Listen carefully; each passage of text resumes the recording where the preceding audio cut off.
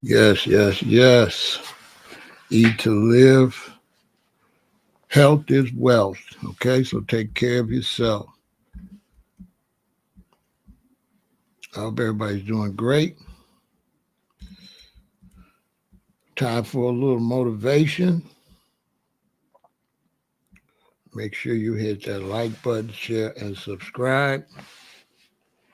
And send this to all your loved ones. We're going to try to encourage as many people as possible to take care of themselves. This is very important. People are not doing well these days, and it's not really being promoted. It's being kept a little quiet. The statistics are not being revealed, and people are having health problems at a very, very young age. Very young age. I am 67.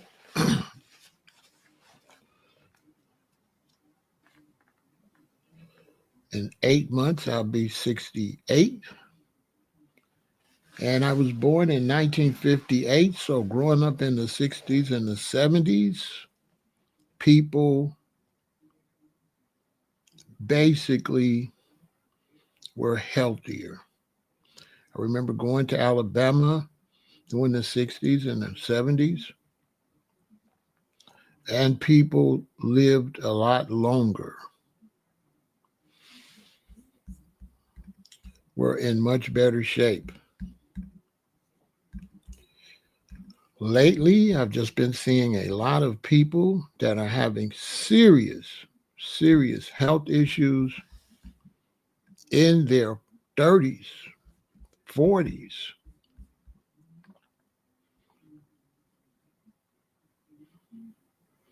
And it's pretty sad. It's sad. It really is. At such a young age, to the point where our young adults and our teenagers actually believe that when you get 60, you are old. And that shows you how bad things are.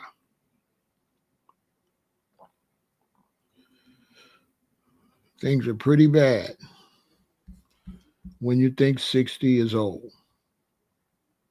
I hear it all the time.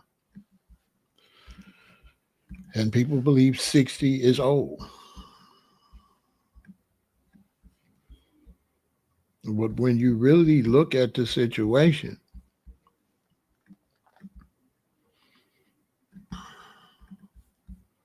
and you do the math,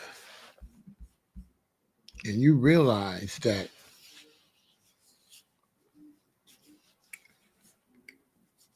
what I teach is you're not a full grown adult until you're 28.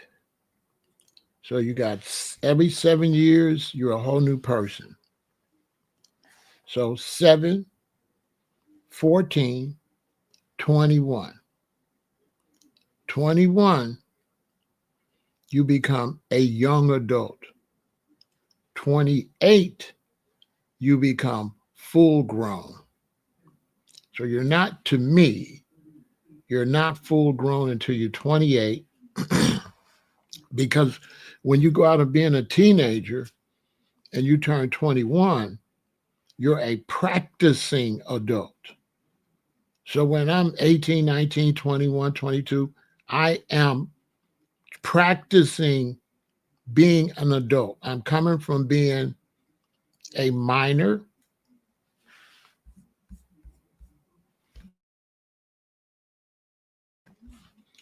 and now I'm practicing to be an adult, which on a side note, always remember that with your offspring, your children. Stop expecting your children to be adults when they turn 21 because they have to practice. And so now when you're 28, you've had 7 years to figure out what adult life is like. And now you're a full grown adult. Now, I'm saying that because if you're a full grown adult at 28, right, and you go 38, 48, 58, 68, how could you be old at 68?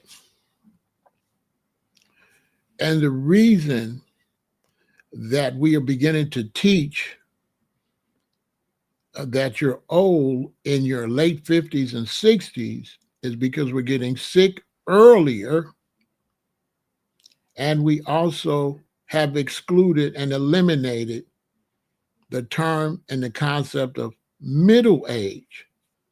So you don't hear middle age anymore. You're just young and old. No, people.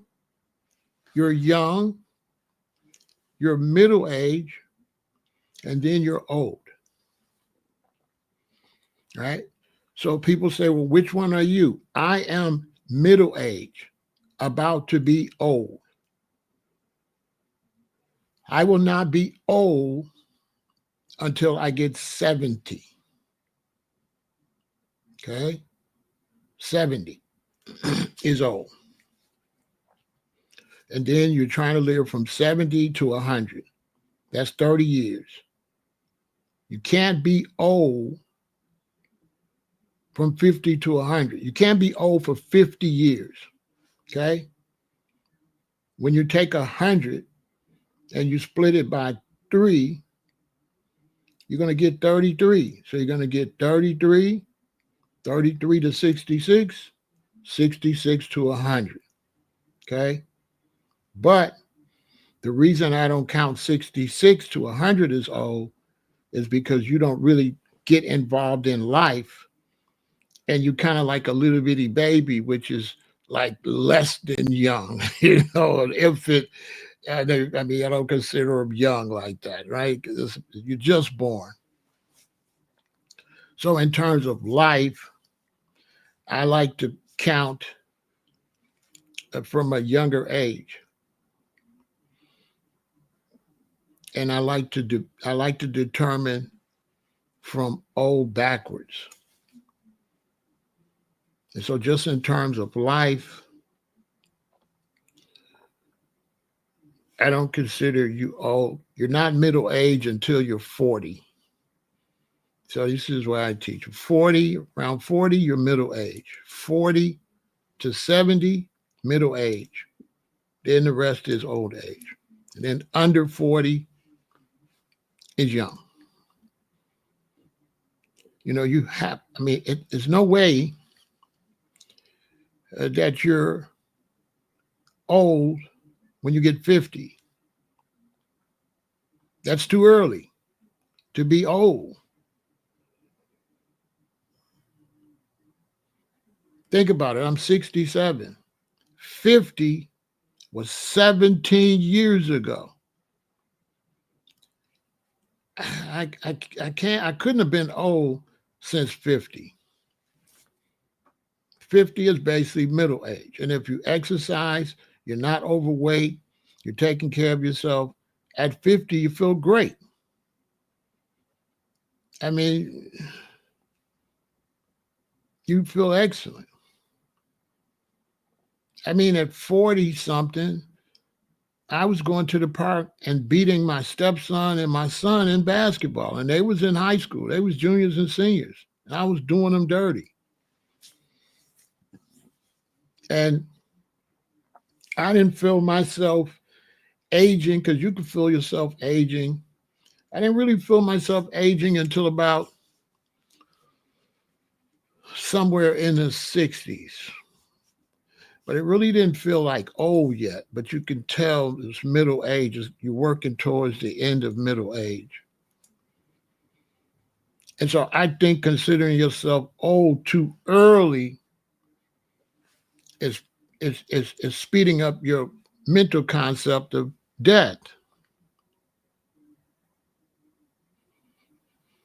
Right? So he says, I'm turning 27 soon. And if you think you're old at 27, how is your mentality going to keep you alive? How are you going to stay alive with that mentality? Now look at this, kid. Watch this. I'm going to show you some reference points to help you all out, okay? This is my great grandmother. She lived 117 years. She lived at 117 years. So how can 27 be old? You're not even middle age yet.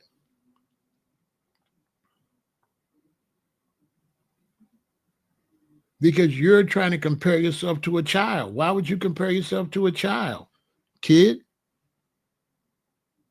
Why are you including your childhood age and then saying you old based on what? From 5 years old to now?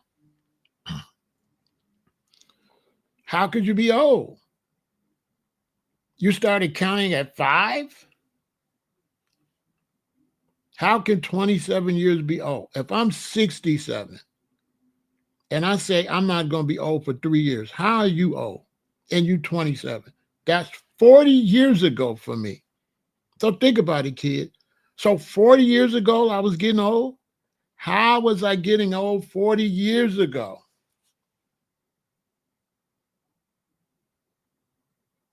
So change that concept, bro, because that's a concept that's putting you in a realm to not be around long. You understand? Good to see you, Jordan. Everybody hit that like button, share, subscribe. Support the channel. We appreciate your support. Get those likes up. And let's build up the subscriptions over here on this new channel I got. And let's get this channel rocking by winter. Let's have it rocking over here. And let's try to encourage as many people to come over here as possible. So do not have the old concept. It's unhealthy. You're basically brainwashing yourself to pass away early. Now, you have to put things in the air, right? You have to put things in the air in order to be able to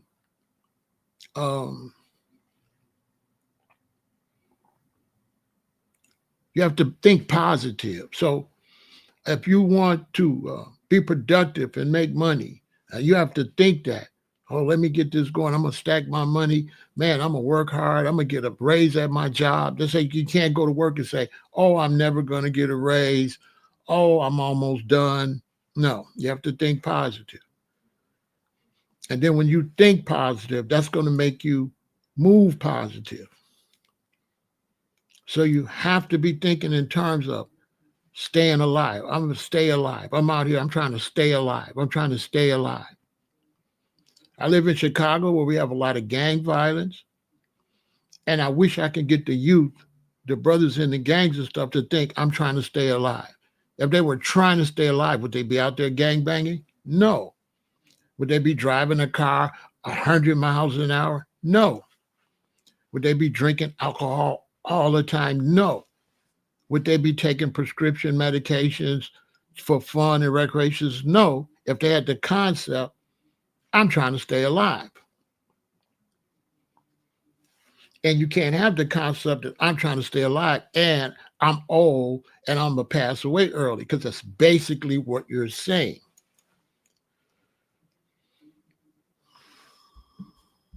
So we want to clean that up. And so the food's gotten worse. This is my great grandmother on my mother's side. She lived to be 117. And her son, my grandfather, only lived in his 90s.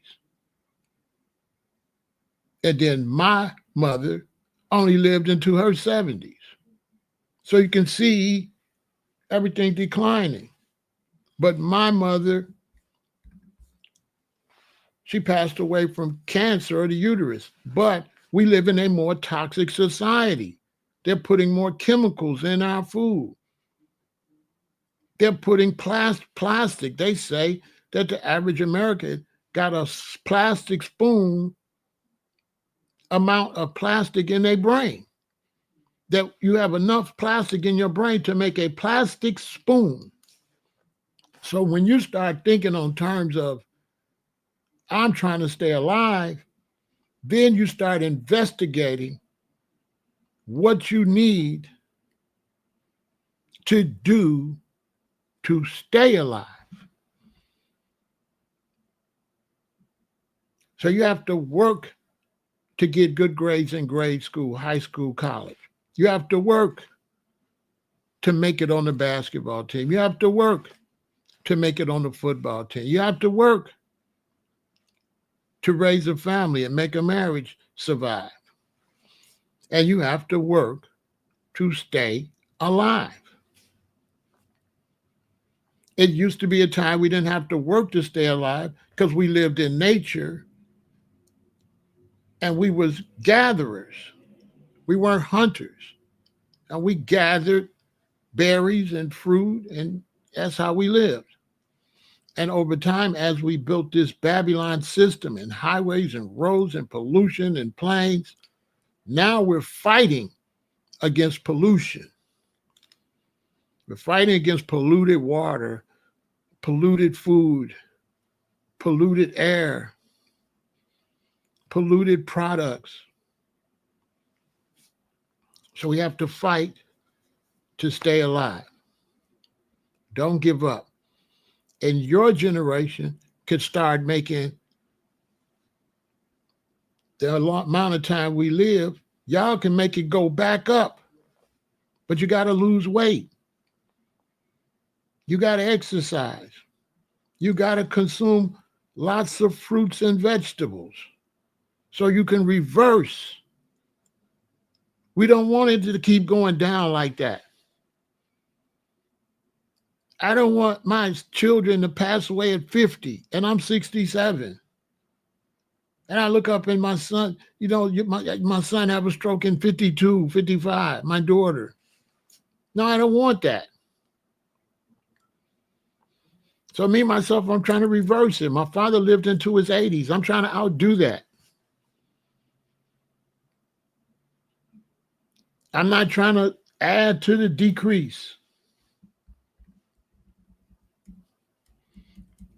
that my mother experienced on her side of the family from 117 years old down to 70. My mother passed away before my grandmother. My mother passed away before her mother.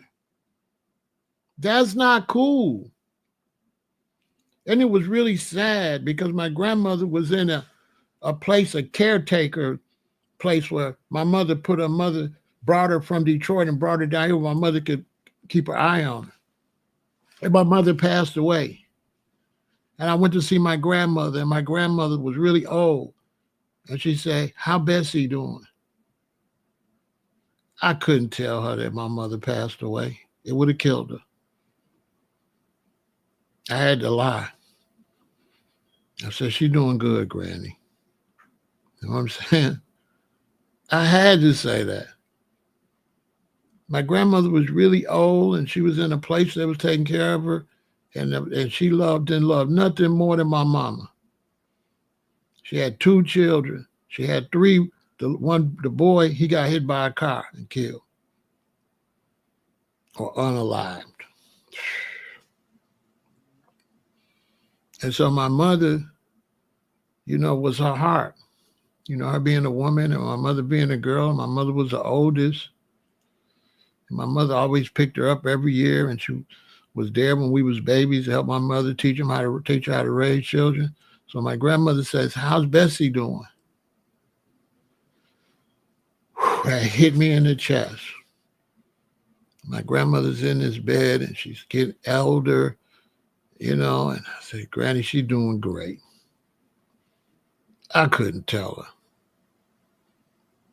I couldn't tell her. I couldn't tell her.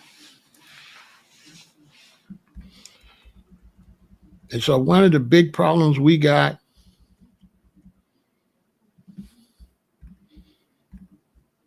today is stroke. Stroke, the amount of strokes and heart attacks, y'all, is unbelievable. And so this is Stroke Awareness Month. And I wanted to come and try to save as many people as I possibly could. That's the purpose of this channel, Vegan Intel. We're trying to get people to go back to nature as much as they possibly can. If we can get you to go plant-based vegan, great. If we can't, if we could just get you to just consume more fruits and vegetables, just to cut some of the artificial flavors, artificial coloring, preservatives. If we can get you to do that so that your taste buds will come back to life, because the artificial flavors and artificial coloring has ruined your taste buds. And so now you're adapted to a certain taste that really doesn't taste as good as you think it tastes.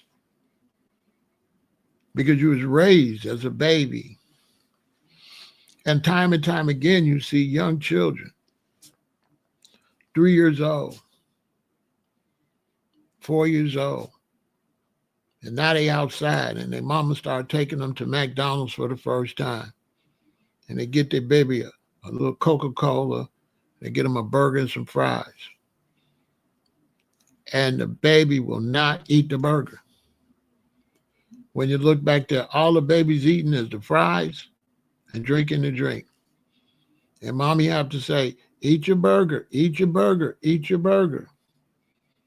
So they get to eating on the burger. And after a few months, the baby eat burgers, love burgers. But they've been programmed to eat the burger. But if you took some food and you put that burger on a plate and you put some grapes and some strawberries, the baby gonna eat the grapes and the strawberries. The baby ain't gonna eat that burger. That baby gonna eat them grapes because they juicy and they sweet and they taste good. It's natural candy, healthy candy. That's what fruit is. Healthy candy given to you by the earth. The healthiest candy ever. So we're trying to bring back fruit bowls. Fruit bowls, we're trying to bring them back. Part of you all's tradition, all of you Americans, all of you people, especially in the United States, I can't speak for Africa and Europe, but in the United States, I don't care what race you are, a part of tradition of your family is a fruit bowl on the kitchen table, which is no more.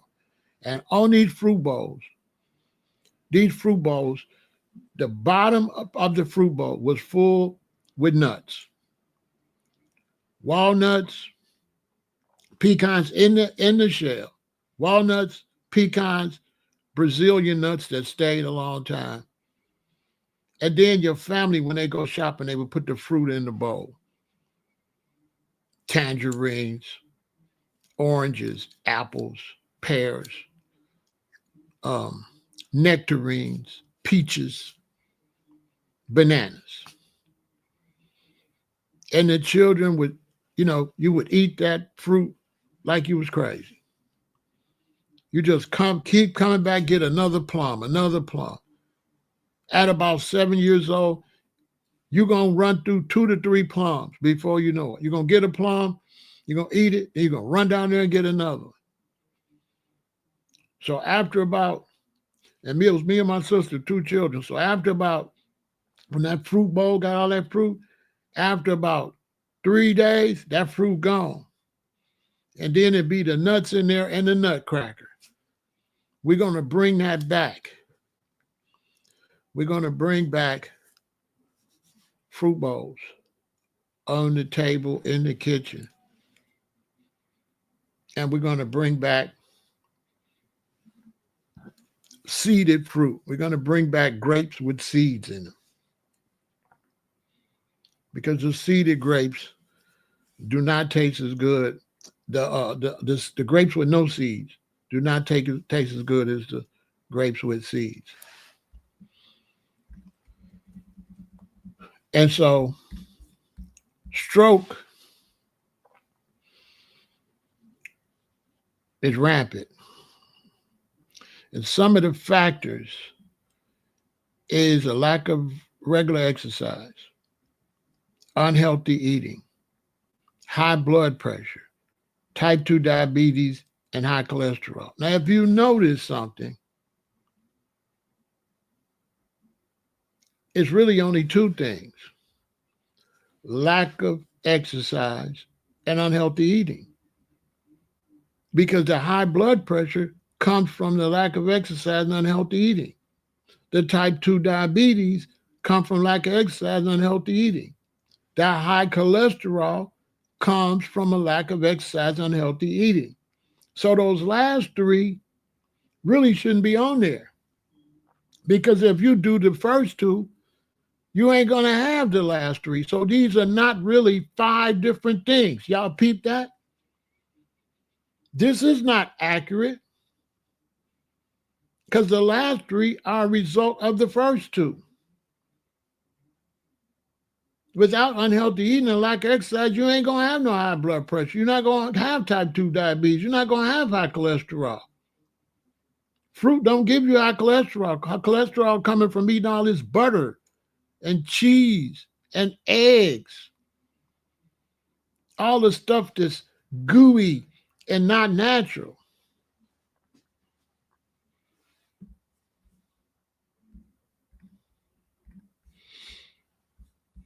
So what's up with stroke? Strokes, often called brain attacks. Listen, do you know, until I just read this, I never heard of that before. I prepare my lives right before I do it. So I'm actually learning more while I'm talking to my audience. I never knew that strokes were called brain attacks. Just let that sink in. So we have heart attacks and brain attacks. That's crazy. So strokes, often called brain attacks, oh man, that's just really deep, occur when blood flow to the brain is disrupted, leading to tissue damage. The main cause are either a blockage of a blood vessel, that is ischemic stroke, or a rupture of a blood vessel, which is hemorrhagic stroke, like how you hemorrhage. High blood pressure is a major risk factor for both types. Other causes include heart conditions, smoking, and diabetes. And so basically, your blood flow doesn't flow. Now, think about it. Your car, you put oil in the car. If you don't change the oil gets sludgy, right? And it'll ruin your engine. Okay. Same for your blood. If if you eat the wrong things and your blood got to carry it, your blood going to get sludgy because you're not eating things that help the blood run. Fruits and vegetables help the blood run, but you're eating a bunch of stuffy stuff, a bunch of bread with a whole bunch of stuff in it. a whole bunch of cheese, a whole bunch of meat. And the problem with the meat is the meat have fat. The meat is an animal. Meat is thick. So it's not, you're not going to get a lot of moisture out of meat. And so when you eat a hamburger, you're getting no moisture. At one time, the only moisture we would get from a hamburger was all of the lettuce and tomatoes and stuff when they used to make it back in the day would add some moisture, but it's still mostly dry food. And dry food is not healthy. But they won't tell it to you clear and straight like that. Cheese is dry. Eggs is dry. Meat is dry. Bread is dry. How can your body have the moisture? You see my skin? My skin needs moisture. Your skin is soft. You have to eat moisture. Your body's made of water. A high percentage of water. So think about it like this. If you're eating dry food, the dry food is going to suck the moisture out of your body, along with table salt, or even too much sea salt or Celtic salt. Too much of that going what? Suck the moisture out. But the right amount of salt adds moisture. So now people are saying when you get up in the morning, get a thing of water like this and take a pinch of Celtic salt or something and put in there and drink it. Put a little bit of salt on your tongue, not table salt, because that's a whole nother creation.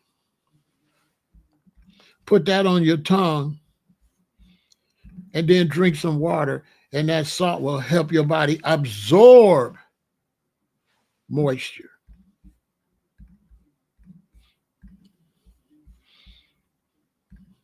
Okay. Now let me see if I have a picture of the salt that I would recommend for you to take.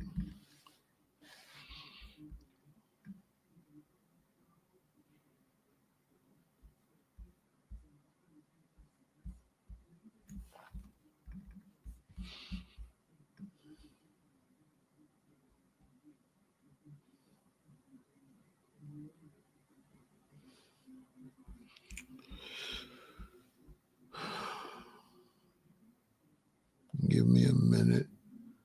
I'm sure I got it somewhere. Okay. I would advise you to take this salt. This is considered the best salt on the market. Okay. This is what I use. Baja Gold Mineral Sea Salt. And every morning, get you a glass of water and take a pinch of that and put it in the water and drink it. Or put it on your tongue first. Dissolve it, then drink it. And that will pull moisture into it, will help your body absorb the salt. Some salt you got to watch because they got toxic chemicals in it because they mining it, and the place they mining it at got stuff that you don't want, and that's in the salt. So this is one of the cleanest salt, is the cleanest salt, according to a lot of experts. So go ahead. And what I like about this salt is wet. You know that? When you open the bag, it's got like a moisture. It's crazy. It's moist. It's not really dry. So order this Baja Gold salt. Baja Gold Mineral Sea Salt. Order that, okay? Order that. Put a pinch on your tongue when you get up in the morning. Wait till it dissolves and then drink some water and make sure your water is clean. Try to get away from plastic bottles and stuff like that. That's a whole nother video. You understand? Save some money. Stop throwing your money away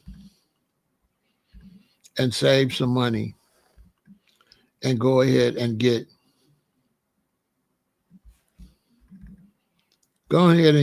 what you need to get to save some money. Okay.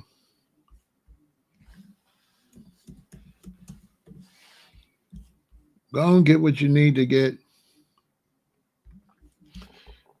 and save you some money and stop running to the store buying water and filter your own water and get you a Berkey water system. These two black filters are going to screw at the top. It's going to take everything out the water. These two white filters going to screw to the black ones at the bottom. That's going to take all the fluoride. And it's going to pay for itself in just probably 6 months. I've had mine for a couple of years. Do you know how great it is to not have to buy water and not have to believe that the people is really selling me what they telling me to sell? They selling me. I don't have to have a company clean the water for me. That I can go right to my sink and fill the top of this with water and clean it myself. And now I know it's clean. And you see these two bottles at the bottom at the right? That's ink. So when you set it up, you can pour this ink in the top to make sure it's working. And it ain't going to be no ink. When it run down to the bottom through these 4 filters, that water going to be clear. It will clean this ink out, which proves to you that your thing is really, your filter is really working. So go on ahead and get you a Berkey, okay? Go get it now. And then also, with all this stuff going on with trade wars and all that, just get you a Berkey and save money, all right? Save money, boy. And save yourself the headache of running to the store because you ran out of water. You already did your shopping, but now you done ran out of water. And now you got to leave out the house just to go get some water. You know how many times I had to go just to get some water? Oh, man, that's horrible. So, strokes, often called brain attacks, occur when blood flow to the brain is disrupted, leading to tissue damage. The main causes are either a blockage of a blood vessel or a rupture of a blood vessel. High blood pressure is a major risk factor for both types. Other causes include heart conditions, smoking, and diabetes. Symptoms of a stroke. Stroke occurs when blood flow to the brain is interrupted, causing the brain cells to die. Symptoms can vary depending on the severity and location of the stroke, but may include sudden onset of weakness or numbness on one side of the body, face, arm, or leg, face dropping or difficult smiling, slurred speech, or difficulty understanding language, confusion or difficulty thinking, loss of balance or coordination, dizziness or lightheadedness, sudden severe headache, blurred vision or loss of vision in one eye, double vision, trouble walking, nausea, or vomiting. Okay? Other symptoms: chest pain, shortness of breath, fatigue, and seizures. So, look, when you start to get dizzy or lightheadedness, because that could be the most earliest symptom, go to the doctor and get your blood pressure checked. Okay? On top of that, right? Keep up with your blood pressure.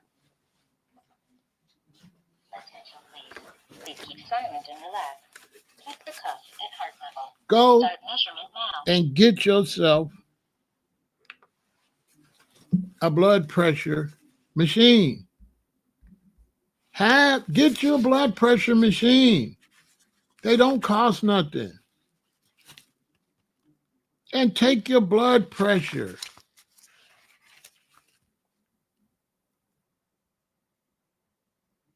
And make sure you keep your arm up and take your blood pressure and take it like 3 times to make sure the machine is reading right, and also to give yourself time to relax, because sometimes the read is not going to be right because you're going to be a little nervous taking it, or you're going to be the rush to sit down. So get you a blood pressure machine. Every now and then I check my blood pressure myself. Okay? Attention, please. Please keep silent and relax. Keep the cuff at heart level. Start now. You understand? So get your blood pressure machine. It's 2025. We have the ability now to do some of these checkups on our own. Right? You say, that's why I take cayenne pepper shots. Yeah, you're 100% correct. Cayenne pepper is good. Cayenne pepper is really good to help the blood pressure, to keep the blood flowing, to keep the blood flowing and kind of clean you up a little bit. So the cayenne will kind of clean you up, it'll kind of clean you up a little bit. You know what I'm saying? Helps burn off some of the bad stuff. Cayenne pepper's got a certain nutritional value too, right? So that's a great idea. You know what I'm saying? But get your blood pressure machine and check your blood pressure, right? And always remember, when it comes to your health, you can't trust the TV or the internet, because anytime people make money from food, they're going to do what they need to do to make the money. And a lot of times, because I can't say absolute, but a lot of times, these health agencies are funded by the very people selling you the bad food.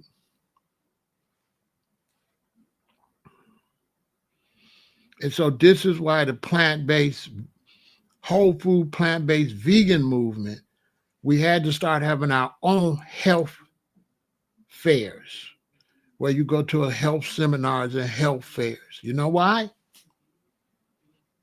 Because when you go to the typical health display or fair, well, all of the people out there with their booths for health, you ain't going to see no prevention. Every booth is going to be surgery booths, liposuction, surgery. I'm telling you. Medicine.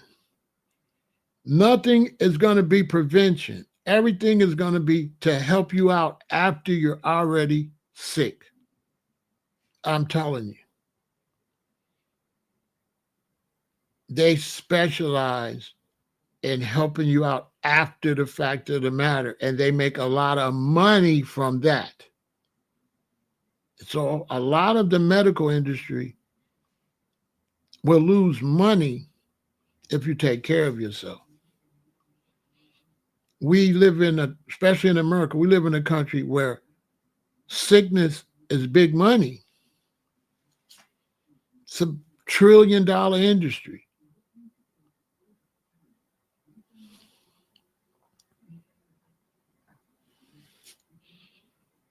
You got to know, you got to pay attention. Your food is being monitored by the Food and Drug Administration. And the Food and Drug Administration is involved with the drugs needed for the pigs and the cows and the chickens to not get sick. And if it wasn't for these drugs, you wouldn't be able to eat that stuff. Okay? And so there are different types of stroke, right? It's atherosclerosis. That's plaque built up in the arteries and it narrows them, potentially blocking blood flow, which shows you a lot of stuff is getting in your blood and it's gooey and your blood's trying to carry it and then it's sticking to the walls and it's making the arteries with less and less room for the blood to travel. Because you see, your blood carries this stuff. They don't tell you that. That stuff gets into your blood. This is why people that use drugs, the drugs is in their blood.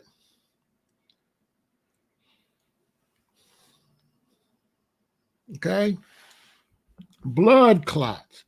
Blood clots can come from the heart or other parts of the body and travel to the brain, blocking the artery. It could also kill you if it hits the wrong part of the brain.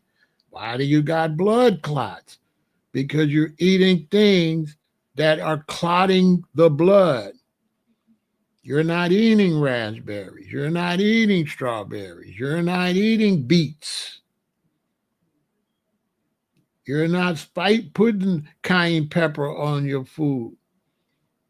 Your food is not conducive to your body. They are selling you food based on getting full, your stomach feeling full, and based on taste with artificial stuff. They're not selling food based on nutritional value and health. They're not selling you that. Cerebral thrombosis. A clot develops within an artery in the brain. Carotid artery narrowing. Narrowing of the arteries in the neck can reduce blood flow to the brain. Heart conditions. Atrial fibrillation, a heart rhythm problem, can increase the risk of blood clots and stroke. Then you got hemorrhagic stroke. High blood pressure weakens blood vessel walls, making them prone to rupture. They could just bust. Aneurysm weaken areas in the blood vessel walls that can balloon and rupture. So the blood vessels just swell up and just bust. Arteriovenous malformations, abnormal connections between arteries and veins that can rupture. This is when you be hemorrhaging and have these hemorrhagic strokes. Cerebral amyloid angiopathy, a condition where amyloid protein builds up in the blood vessel walls, causing them to weaken. Well, where are you getting this protein? Now let's look that up.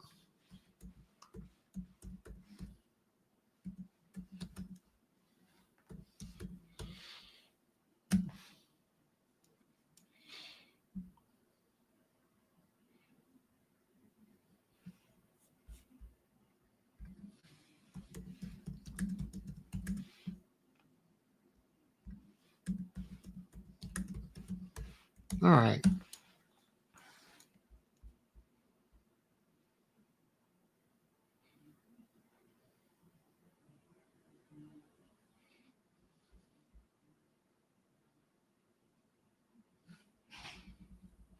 All right. See, they won't tell us. See? They won't tell us. They won't tell us. They're beating around the bush. Look.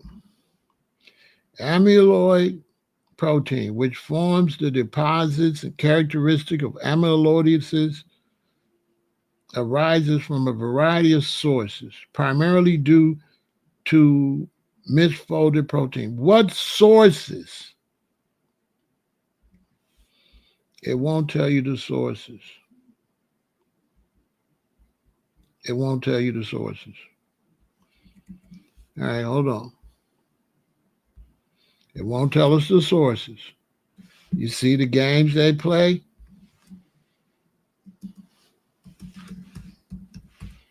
Okay. Amyloid protein is a misfolded protein that accumulates in various tissues organs, leading to diseases such as amyloidosis. While there is no specific diet to prevent or treat it, certain foods may be beneficial or harmful, right?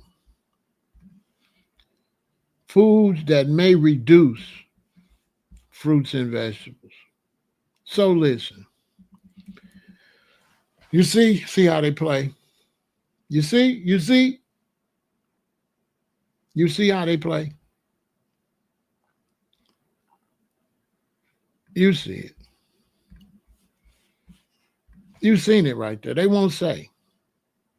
You've seen it.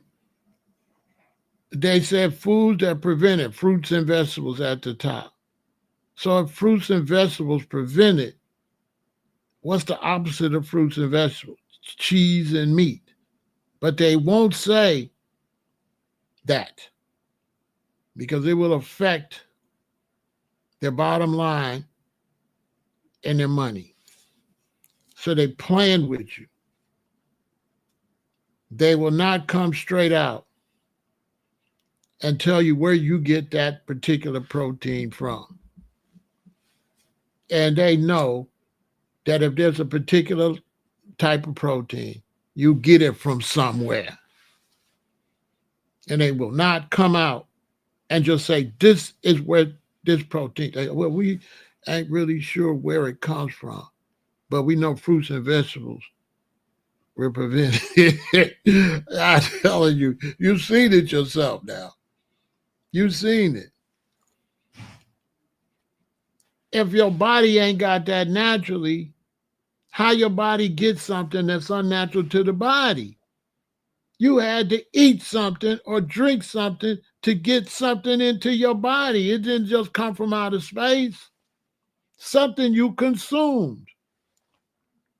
They won't say that. This is why I'm trying to help y'all and save you. Because if you listen to this TVs and radio and social media, you're going to pay. And somebody's going to get rich off of your downfall. That's what's going to happen. Somebody's going to get rich. To prevent stroke, focus on a healthy lifestyle and managing risk factors. This includes maintaining a healthy weight, regular exercise, and a balanced diet rich in fruits and vegetables. Additionally, controlling blood pressure, cholesterol, and blood sugar, quitting smoking, and limiting alcohol intake are crucial. So they will not tell you what to actually stop except alcohol and cigarettes. They talk backwards and say, eat more fruits and vegetables. Well, if you're eating more fruits and vegetables, you're eating less what? What are you eating less? If they want you to eat more fruits and vegetables, like if I want you to do more exercise, then the opposite is you're sitting around too much. So if I want you to eat more fruits and vegetables, what are you eating that I'm hinting that you should replace? Y'all ain't picking up? They keep telling you eat more fruits and vegetables, but they will not tell you to stop eating the other stuff.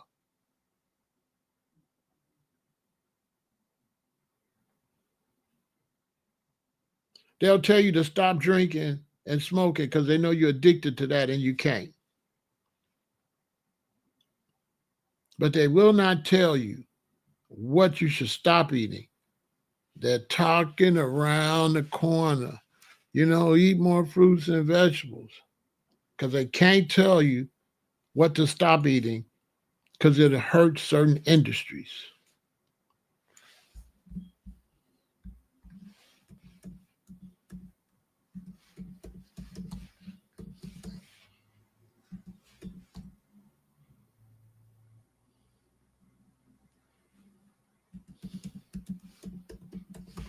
Okay?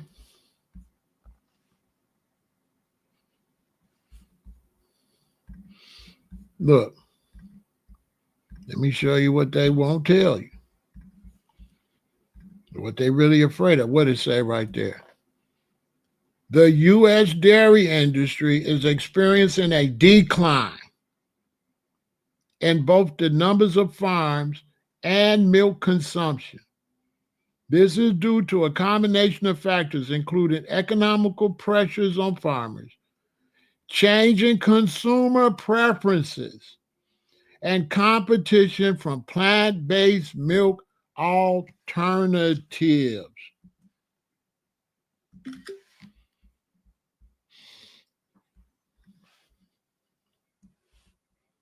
Again, American dairy farmers are disappearing, down 95% since the 70s.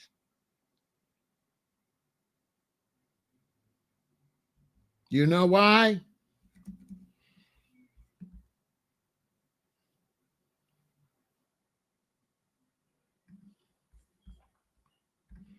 Because the younger generation, and from my generation down, we then woke up. And why have we woke up?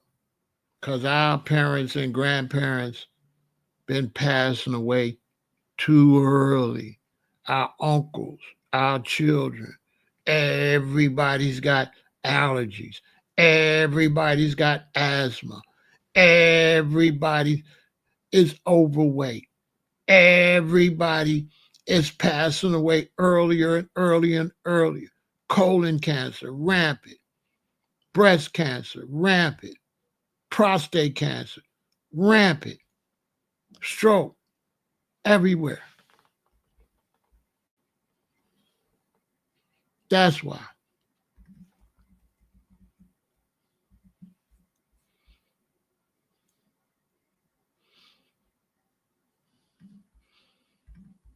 That's why.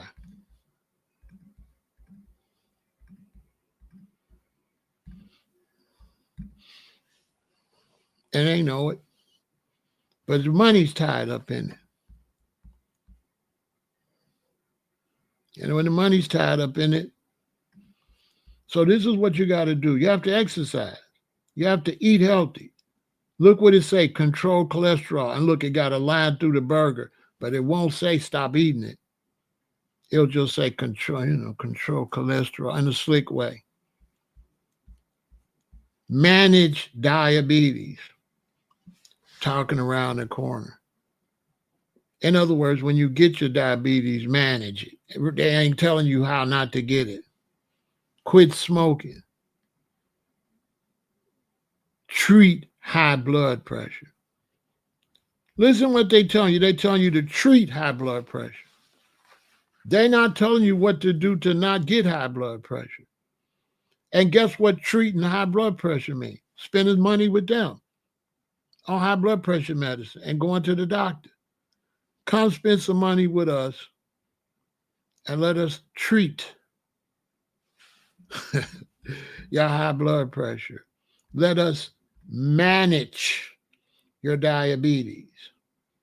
Let's not work to reverse diabetes. Let's not work to prevent diabetes. You see it right here.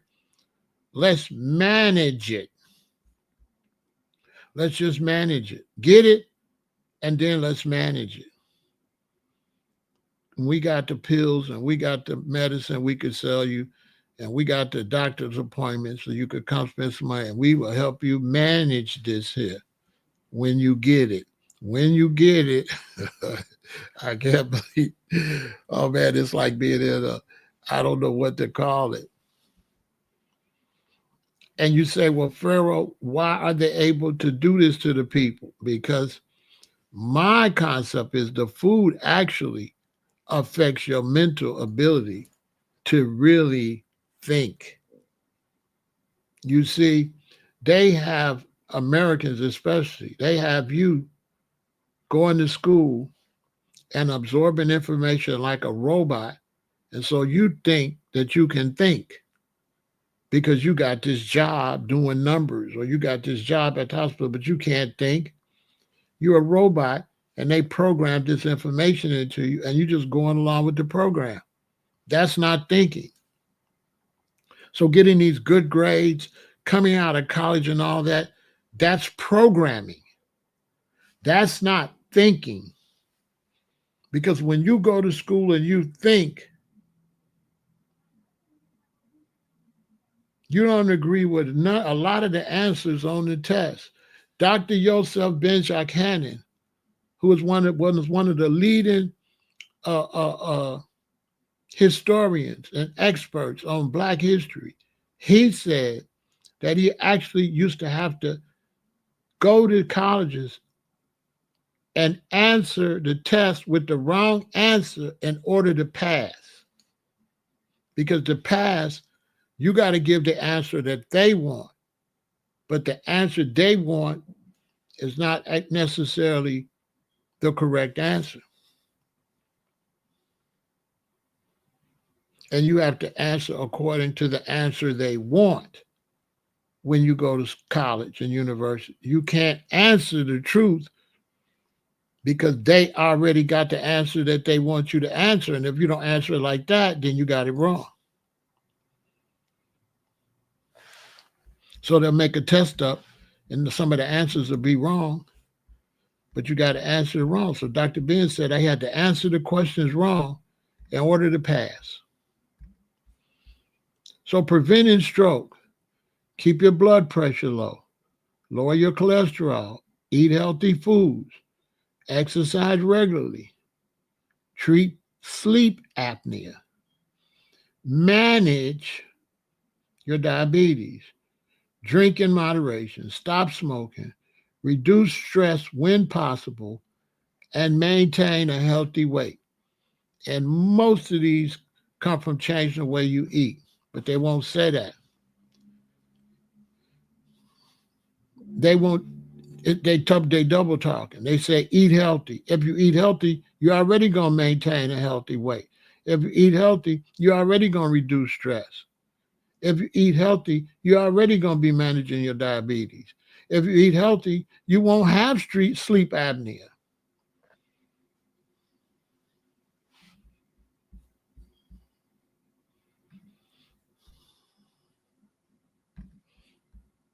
In the United States, approximately 795,000 people experience a stroke each year.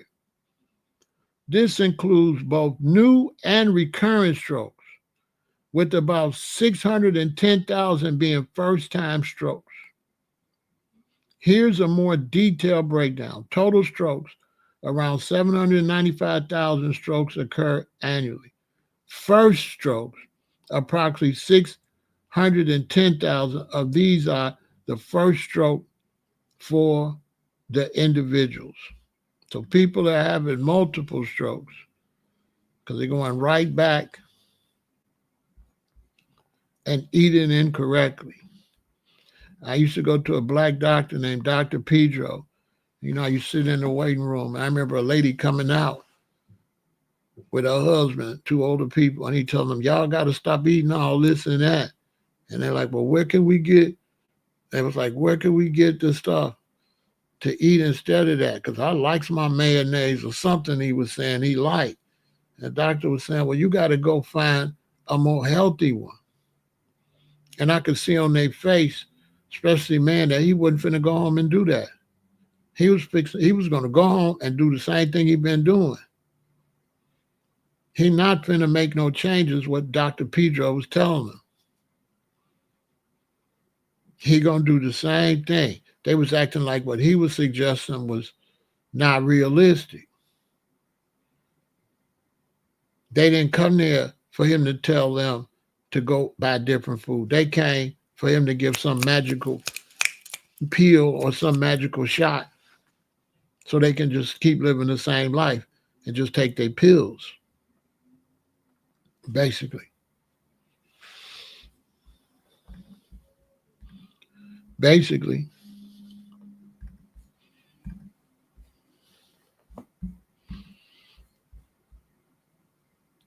And so my advice to you all is, you're going to have to make some changes. And I know it's difficult. I know it's hard, but you don't have any choice. You're pretty much on your own, pretty much.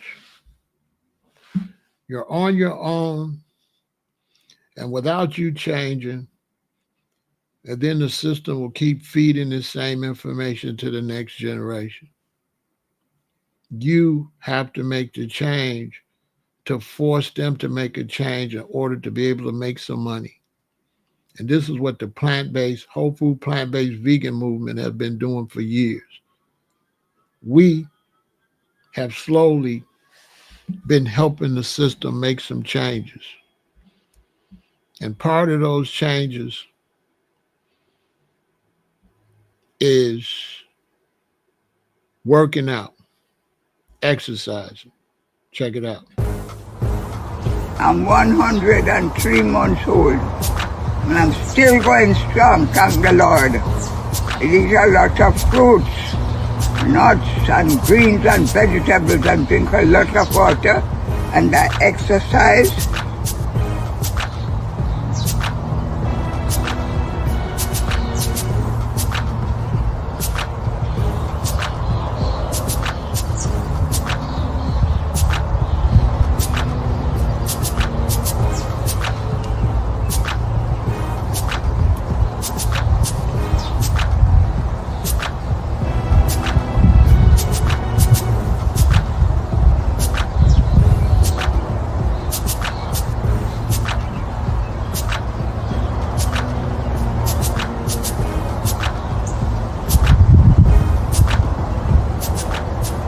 That's what I do.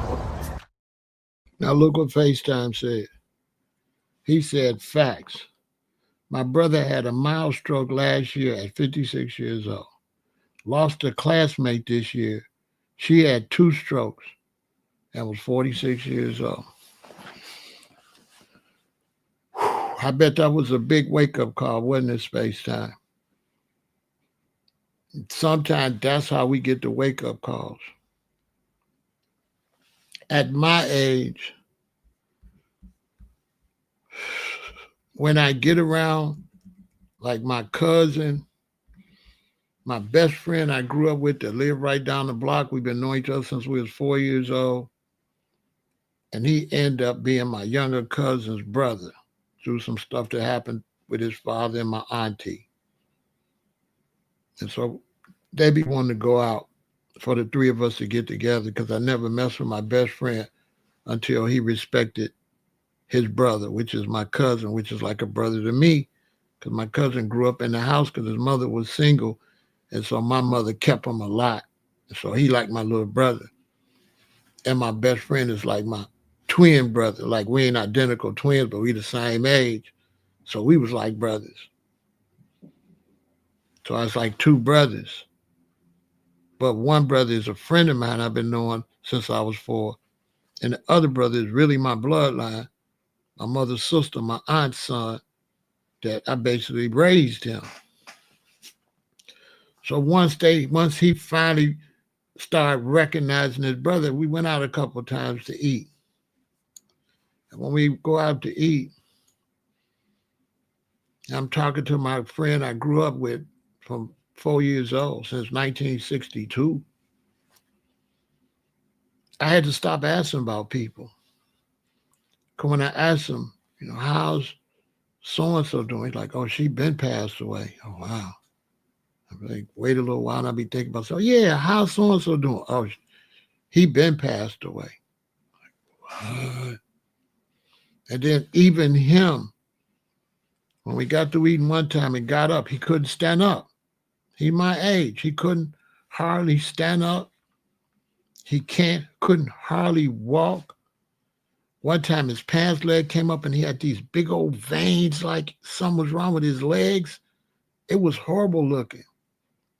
And he done had 2 surgeries since the last time we went out to eat for, I don't know. My cousin probably know. And so many of my classmates and my friends are gone or really overweight or really, really sick. There's probably hardly nobody my age group that's not on pharmaceuticals. Seriously.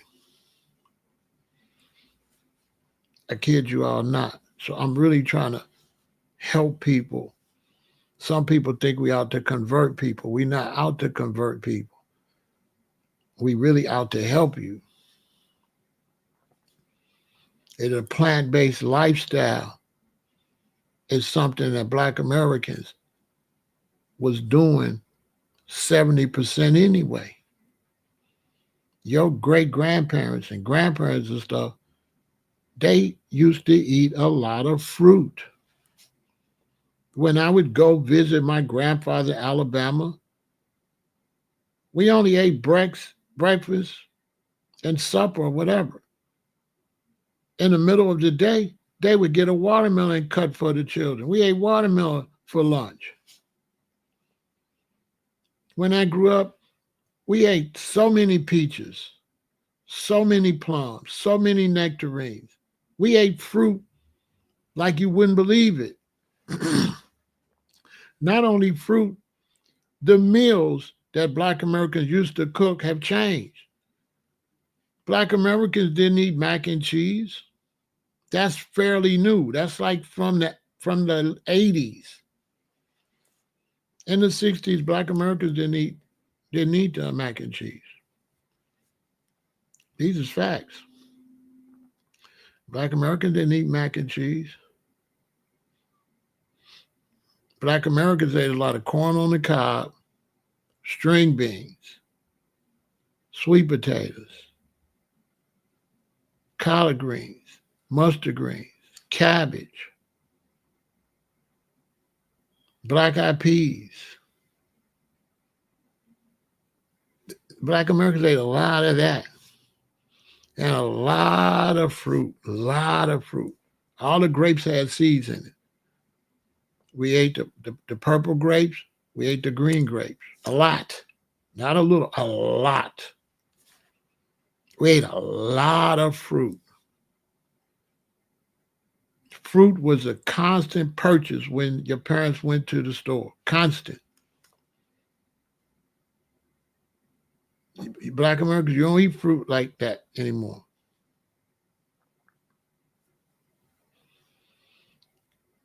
When we went to dinners, instead of mac and cheese, guess what was the replacement for mac and cheese? What was there instead of mac and cheese? Potato salad. Potato salad was where mac and cheese is now. But potato salad was something that could make you sick if it's not prepared and stored right. So that's why that faded out. Because when my mother used to be taking us to some function of the family, uncle or something, she would tell us, don't eat the potato salad. That was like a quiet thing. You didn't eat nobody else's potato salad unless it was your grandma or somebody you knew. But you didn't eat other family members that you really, because, you didn't really know them like that. I mean, you knew them, your daddy, uncle and stuff, but you didn't really, they would never be around as much as grandma. Grandma come live with you a lot of times to help mama raise the children. So you know what granny, how she could cook. But it was a whole big thing about potato salad. You didn't eat nobody's potato salad. Because potato salad used to make people extremely sick. You know what I'm saying? Potato salad used to make people sick. You say you got a coworker that had a stroke at work last year. I know, bro. It's space time. It's so bad. It's so bad. It really is. It's so bad, bro. I kid you not. But the amount of money involved in it, they can't afford to tell you.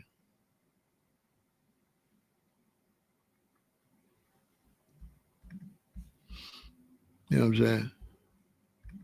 They can't afford to tell you because it's so bad.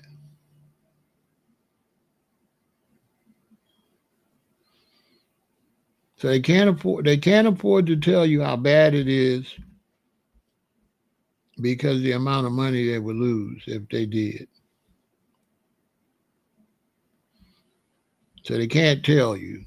So it's like a secret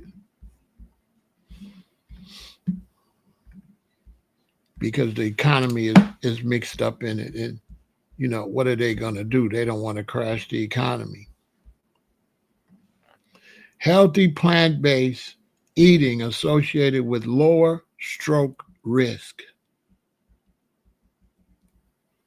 Boston, Massachusetts. People who eat diets with higher amounts of healthy plant based food and lower amount of less healthy plant based food may reduce their risk of stroke. So, see what I'm saying? Eat the healthy plant based food, not a bunch of burgers and stuff like that. Those burgers and fries and vegan hot dogs, those are just transitional foods that should only be ate when you're absolutely craving a burger and you're trying to change over. So if you're already eating burgers, you're already not, there's already issues there. So when you switch from a burger to a plant-based burger, it's a little bit better, but it's still not what you're reaching for. So you only use the those plant-based foods like burgers and stuff like that. You only use those for transitional foods.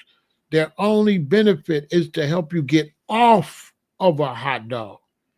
And then once you get off of hot dogs and once you get off of burgers, that's when you go whole food plant based. So some people tell you don't eat vegan burgers or none of that. I don't teach that. I teach those are great for transition because you have to transition and you have to wean yourself off of Popeyes and Church's Chicken and McDonald's and Chick-fil-A. You need something to wean you off of it. So I believe processed whole foods or processed plant-based foods or processed vegan foods are great for transitioning until you get off of the other stuff and then you transition off of that, which is much easier because the processed vegan foods are going to help you change your taste buds because they're still made with plants. So that's going to help you change your taste buds. So I don't teach like other people that they bad. I teach that they're great for transitioning. You have to transition. So vegan burgers and stuff are good for transitioning, right? So people who eat diets with higher amounts of healthy plant-based foods and lower amounts of less than healthy plant-based foods may reduce their risk of stroke compared to people with lower quality diets, according to the new study led by researchers from the Harvard T.H. Chan School of Public Health. They found that healthy plant-based eating, defined as rich in foods such as leafy green vegetables, whole grains, beans, and including lower level foods like refined grains, potatoes, and other sugars, may overall may lower overall stroke risk by up to 10%. Our findings have important public health implications, suggesting that future nutrition policies to lower stroke risk should take the quality of food into consideration, said first author Miguel Baden and postdoctoral fellow in the department of a postdoctoral fellow in the Department of Nutrition. The study was published online March 10th, 2021 in Neurology, the medical journal of the American Academy of Neurology. Evidence suggests that plant-based eating may lower the risk of diabetes, cardiovascular disease, and other diseases. However, few studies have looked at whether these ways of eating lower the risk of stroke, and their results have been inconsistent.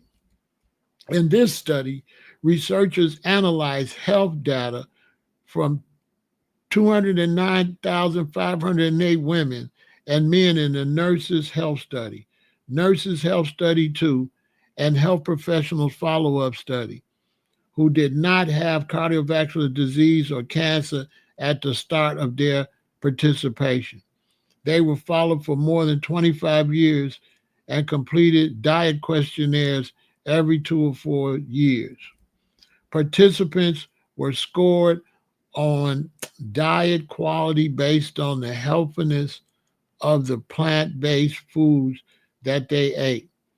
People who ate a serving of less meat or fish per month were classified as vegetarians. The researchers found that a healthy plant based way of eating, in addition to being linked with 10% lower overall stroke risk, was associated with a modest reduction in risk in ischemic stroke, the most common type of stroke, which occurs when blood flows to the brain is blocked. There was no association found between a healthy plant based way of eating and reduced risk of hemorrhagic stroke, which occurs when an artery in the brain leaks blood or ruptures.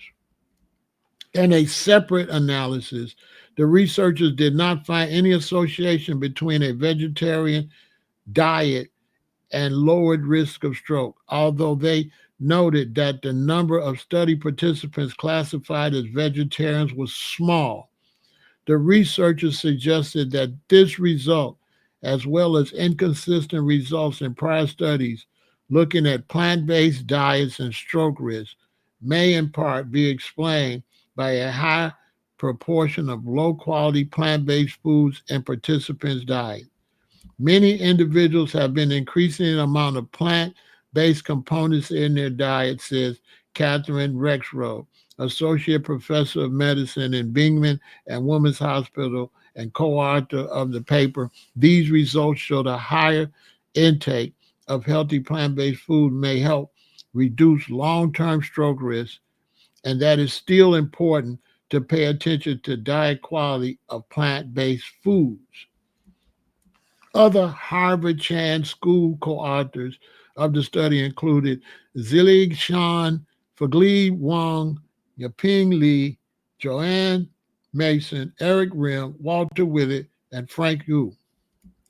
This research was funded by grants, right?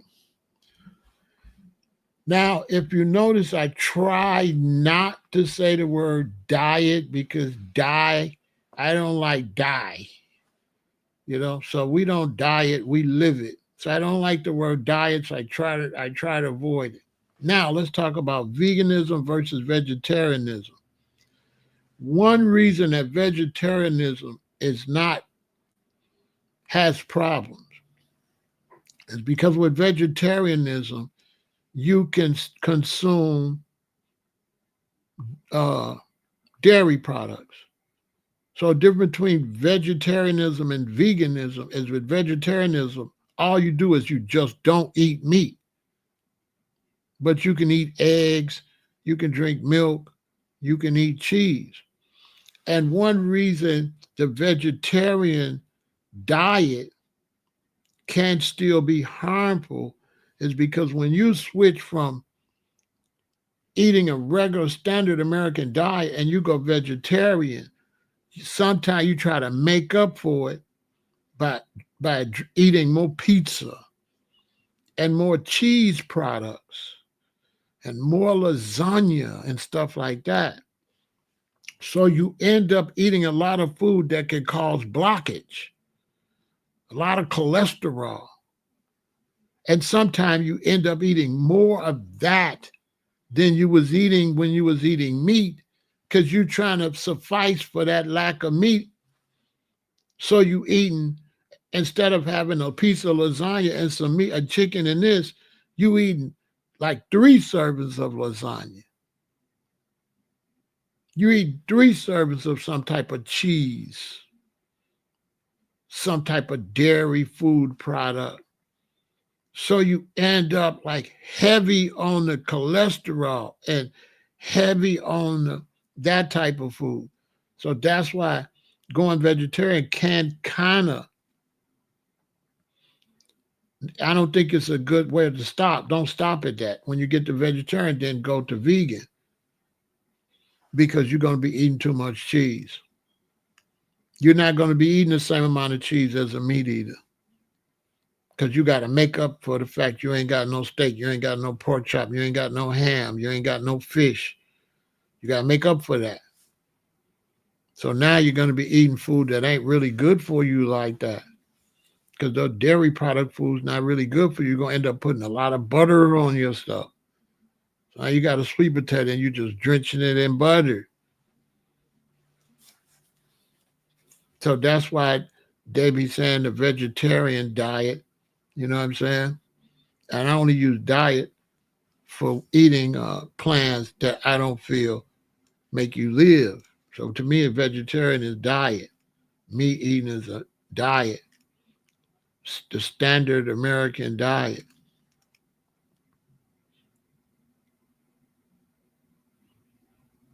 Sad. Standard American diet spells sad. So the sad diet. And we want to live it. So we want to eat living foods. We want to eat more sprouts. If you're trying to gain muscle, you know, horses, when they want to get more muscle on a male or a female horse, you know, they give it alfalfa sprouts. They bulk horses up with alfalfa sprouts. They feed horses. Horses don't eat meat. Gorillas don't eat meat. And so they have totally brainwashed our people about eating. They're teaching it wrong. They got you thinking wrong about it. The whole concept is wrong, because they got you thinking it's something that's kind of make you weak. You know what I'm saying? This is how it's taught. And they really don't break it down when they tell you to bulk up, you got to eat beef, when the beef don't eat beef. This animal don't eat meat. So why is it so strong?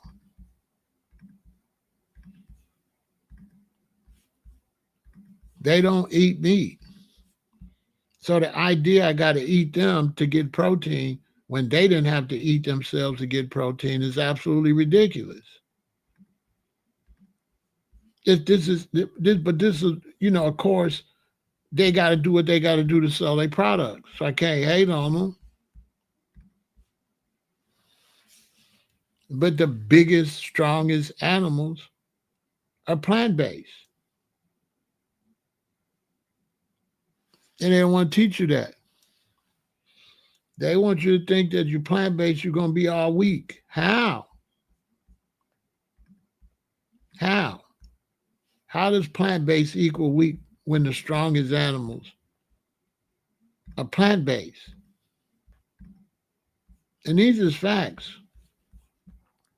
The biggest, strongest animals are plant-based.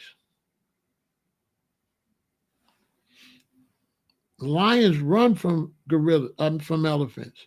They have to attack an elephant. It takes 6 lions. Look, he does not consume animals. He's one of the strongest creatures on the whole planet. No animals.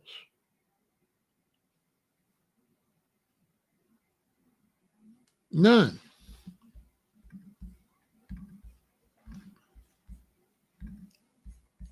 So you have to look at this based on your own. He's 100% right. Alfalfa sprouts and avocado. Avocado is all of that. But look at the muscles. Look at his leg. Look at his shoulders right before it gets. Look at that. Look at his neck.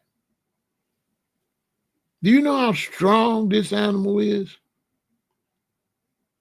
The other day I watched a special of of an elephant. And the elephant, they said this elephant, and I watched the clip, and they say, oh, this elephant trying to knock the branch off a tree so it can eat the leaves. So this is what they were saying. Oh, watch, this elephant's trying to knock that branch off the tree. But the elephant knocked the whole tree down.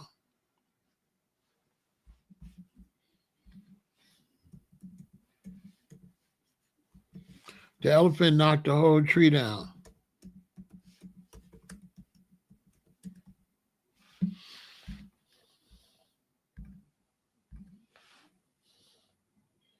The whole tree. Knocked it down.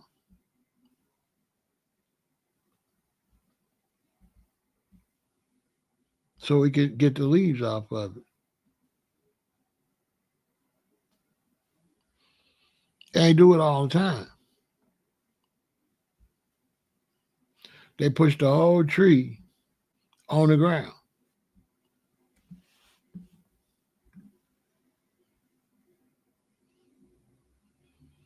So that they can get the leaves off of it. This is the type of strength we're talking about. Now you got to remember that your body is moisture. This is the main thing you got to remember. Your body is moist. And your body survives off of moisture. Your body doesn't do well under dryness. So if you live somewhere where it gets a little cold and you have to turn the heat on, make sure you get a humidifier, especially if you got children. Make sure you get a humidifier and put it in the hallway between your room and the children's room, and leave their door cracked while they sleep, so that air won't be so dry.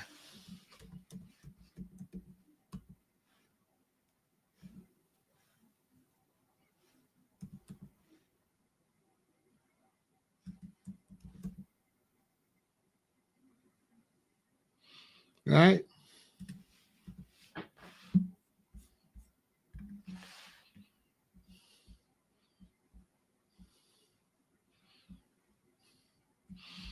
So make sure you get something to put some humidity in the air, because our bodies are moist.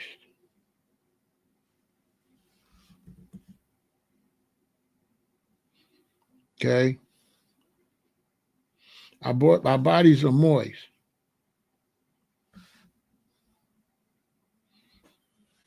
So make sure you get a humidifier, and get the one that gets certain settings in it where you can change it from humidifier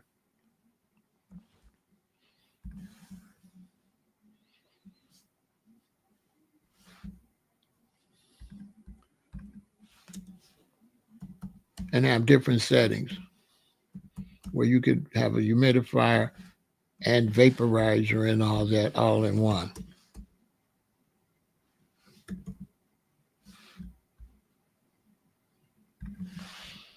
Okay? So they got humidifiers that do both things.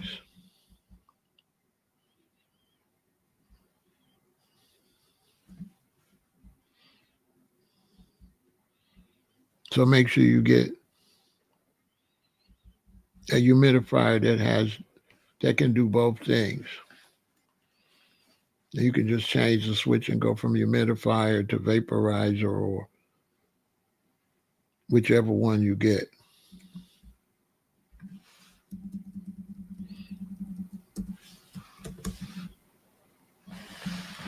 Right. So make sure you get one that has both settings.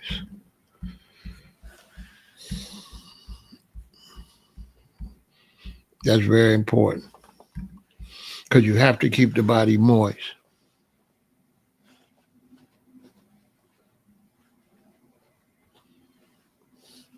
You 100% making a lot of sense.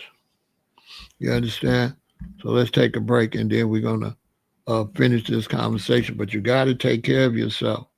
Check it out. I've been diagnosed with kidney failure, so it's been pretty tough for the last 3 months. Shit, I ain't not able to work. Got me on dialysis. Got me on restriction on how much water to drink. It's been tough. But I'm keeping my faith. I'm out here walking right now this morning, trying to get this weight off of me, keep my spirit going. You know, got dialysis tomorrow. Just trying to keep my faith. And I just want to give everybody an update on my health. And I just want to let everybody know, do not ignore the signs. If your body's telling you something, go see your doctor. I went too long, I ignored the signs. Now I'm paying for it. But God is good. He's gonna restore my health. I'm working on it with him. He got me believing in myself. I'm just to change everything around, reverse this cycle, get this high blood pressure, this diabetes off of me, this weight. I'm already down like 30 pounds in the last 3 months of this dialysis and eating right and change your life. It's a new journey. And make sure you change before you get to that point. Don't wait till you get to the point that the brother's at. Don't do that. Change before then. Okay? Don't wait. Don't wait. Don't wait.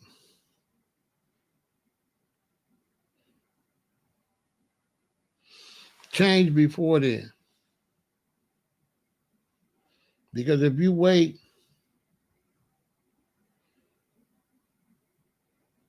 you know, it's not gonna go away.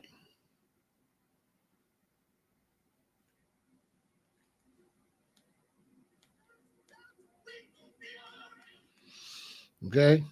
So change. Don't wait.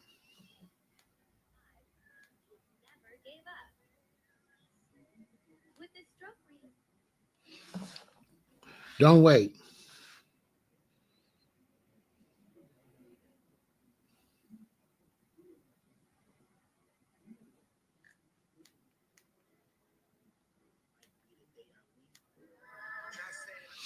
You know? Don't wait. Don't wait. Because people are having strokes left and right. People are having strokes left and right and left. You don't want to see the numbers. The numbers are crazy. The numbers are absolutely crazy. Diabetes through the roof, stroke through the roof.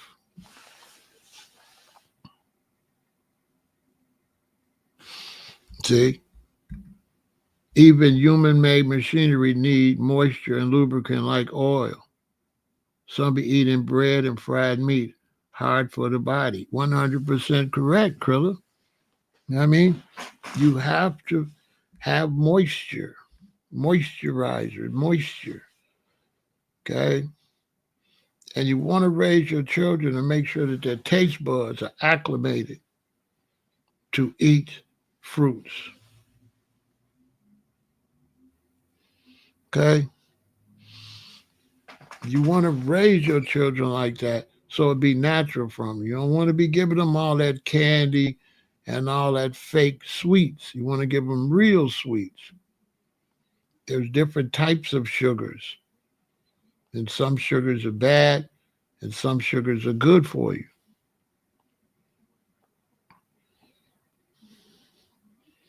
So this is very, very, very, very, very important. Okay. Now we're going to go two ways as human beings or as American citizens. We're going to go up or we're going to go down. Something's got to give. We're either going to get better or we're going to get extremely worse. And we don't want to get to the point where we losing people at 30 and 40 years old. We have to reverse the cycle. And you can't depend on the system to do it. The citizens have to do it.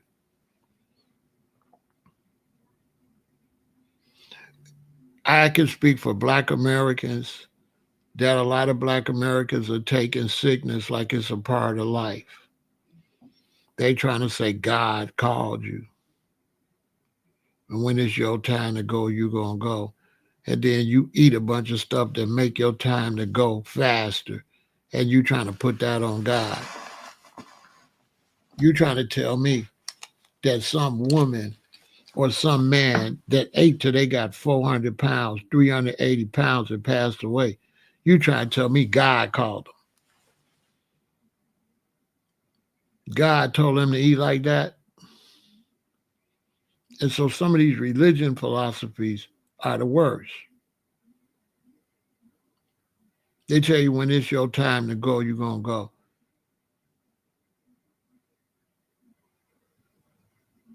So now if you get in a car, you drive 100 miles an hour, have a car accident, you trying to say it was your time to go. When if you wouldn't have been driving 100 miles an hour, you wouldn't have went nowhere. So some of these religious ideologies about God and when it's time to die, we all got to get rid of that foolishness.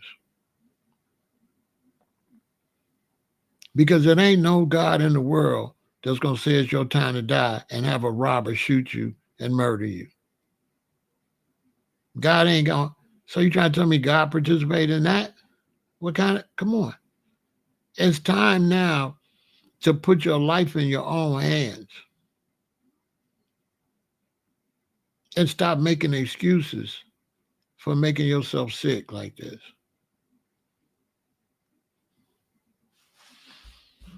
Okay? Watch this. Watch this. Look what it say. You trying to tell me God, this is God? Is that what you trying to tell me? What kind of God is that? Black Americans experience a disproportionately higher risk of stroke compared to white Americans, suffering strokes more frequently and at a younger ages. This disparity is linked to various factors, including higher rates of high blood pressure, diabetes, and other risk factors, as well as disparities in access to health care and social determinants of health. Here's more detailed look at the issue. This is a more detailed look at the issue. Higher stroke incidence and mortality. Black Americans have a 50% higher risk of having stroke compared to white Americans, according to the Office of Minority Health. In 2018, Black adults were 45% more likely to die from stroke than white adults, according to the CDC. Stroke mortality rates increased among both Black and white adults during the COVID-19 pandemic, with the absolute difference between them being 21.7% higher than before the pandemic. Black stroke survivors are more likely to have difficulties with daily activities, experience recurrent strokes, and die from stroke. Factors contributing to the disparity: high blood pressure, diabetes. Look, high blood pressure. Black people in the U.S. have some of the highest rates of high blood pressure in the world, which is a major risk factor for stroke. Diabetes. Black people are also more likely to have diabetes, another significant stroke risk factor. Social determinants of health, disparities in access to quality health care, nutritious food, safe housing, and other social determinants of health can contribute to higher rates of stroke related risk factors in black communities. Structural racism. Structural racism create barriers to healthcare access and contribute to chronic stress and inflammation, furthering increased stroke. Stress. Some research suggests that stress may be a significant cause of high blood pressure in African Americans, which can increase their risk of stroke. Regional difference. There is a stroke belt in the southeastern U.S. with higher stroke mortality rates, and this is particularly pronounced for Black Americans. Within the stroke belt, coastal regions of North Carolina, South Carolina, and Georgia have particularly high stroke mortality rates, according to the UMass Chan Medical School. And so when people talk about the South and all that, you in the South and you're doing major damage to your bodies, okay? You're doing major damage to your bodies. All right? So let's not play. Okay, you're doing major damage to your bodies.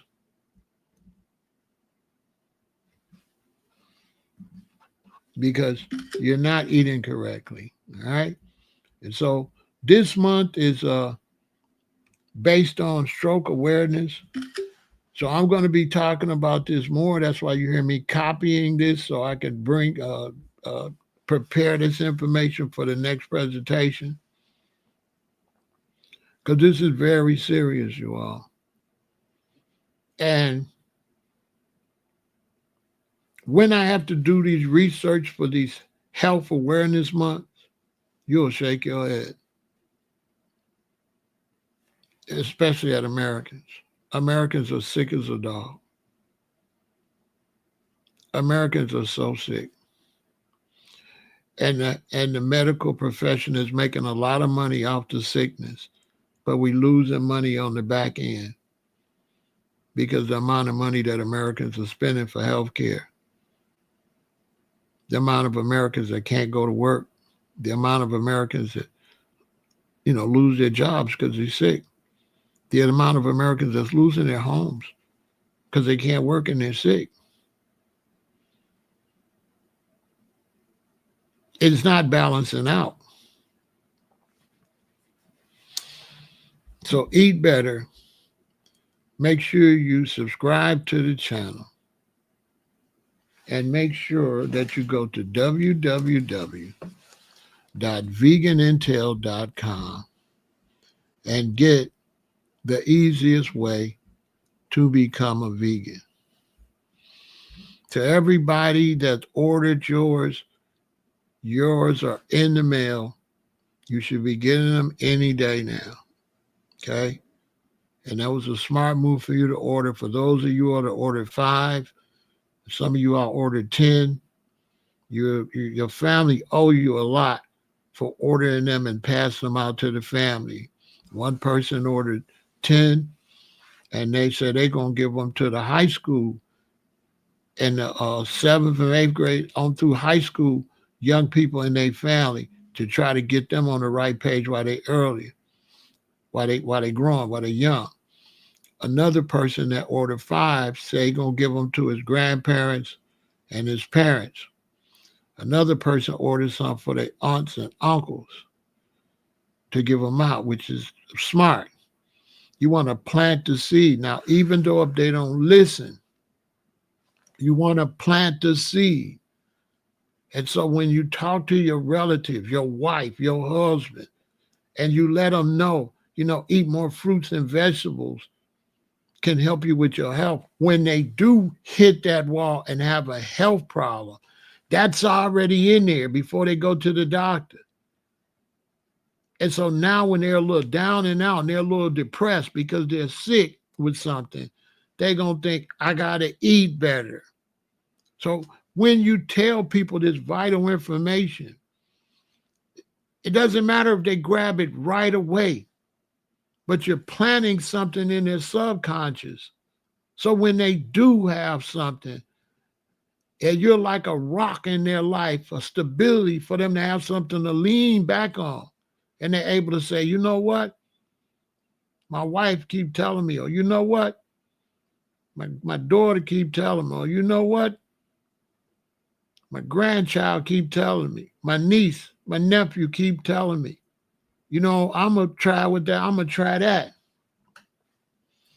I'm going to try that. So that they won't be to a situation where now they find out they have an illness and they just in the dark. You've already planted that seed. They might not read it. They might just take it and throw it down somewhere. When they get sick, they see it on the dresser and they say, let me read through this. And I'm telling you, this is the best way, period. This is the number one way to eat better because it allows you to take steps. And as you're taking the steps, you're already getting better. You're already getting better as you're taking the steps. So you got to eat better and you have to exercise. Eating better is just half of it. You have to exercise. You have to go to the gym. You can't just eat better. That's not going to get it. All right, so I appreciate you all watching. Support the channel, right? And eat better, take care of yourself, and go to www.veganintel and get the easiest way to become a vegan. I appreciate your support. And like and share and subscribe to the channel and send this to your relatives. Take the link, send it to them. If they don't watch it, at least you did your job. Okay? And get in shape. Work out. All right? All right. V is for victory and for vegan. 1.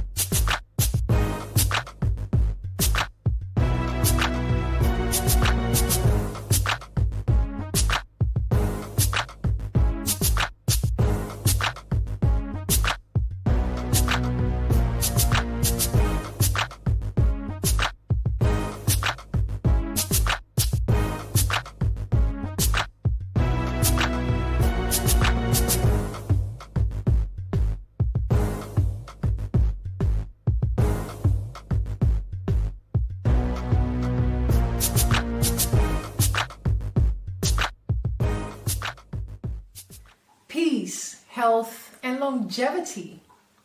If you want to consume more plant-based foods, if you want to abstain from junk foods, if you want to consume fruits, vegetables, nuts, seeds, and herbs, and avoid dead flesh, artificial flavors and colorings, sweeteners, anything that is unreal basically, purchase this particular manual, The Easiest Way to Become a Vegan by Pharaoh Ramesses El Aton, who has been a vegan 40 plus years.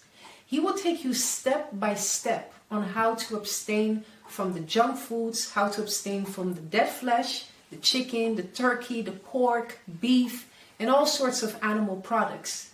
Purchase this particular manual, The Easiest Way to Become a Vegan, to eat more natural. Remember that the herbs are for the healing of the nations. Let food be your medicine and let medicine be your food. Consume of every fruit-bearing and herb-bearing tree. Unto you it shall be for meat. Purchase this particular manual, The Easiest Way to Become a Vegan by Pharaoh Ramesses El Aton. Peace, health, and longevity.